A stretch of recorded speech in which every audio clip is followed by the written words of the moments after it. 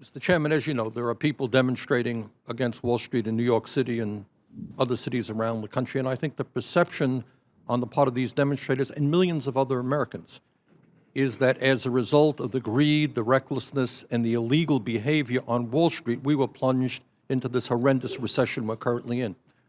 Do you agree with that assessment? Did Wall Street's greed and recklessness cause this recession that led to so many people losing their jobs? It had excessive risk-taking on Wall Street had a lot to do with it, and so did some failures on the part of regulators.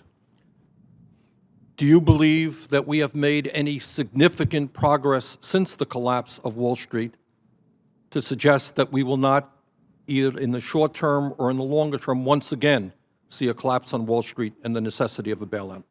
Senator, yes, we're making substantial progress, although I would point out that many of the rules implementing, as you point out yourself, many of the rules implementing Dodd-Frank are not yet in force or fully implemented. But I believe as this process goes forward that we will have made a very substantial improvement, yes. Well, I would respectfully disagree. You see protests both on the right and the left. Right now, the protests that are getting the headlines are on the left in New York.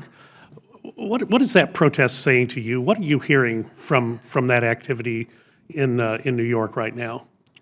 Well, I would just say very generally, I think people are quite unhappy with the state of the economy and what's happening. They blame, with some justification, the problems in the financial sector for getting us into this mess.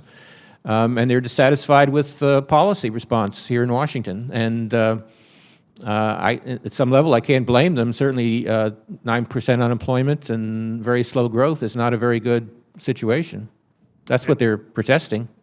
And are you incorporating that into the remedies that you're proposing? I'm taking into account the growth rate and the unemployment rate as well as the inflation rate. I'm not taking the protests into account specifically, but I certainly, like everyone else, I'm dissatisfied with what the economy is doing right now.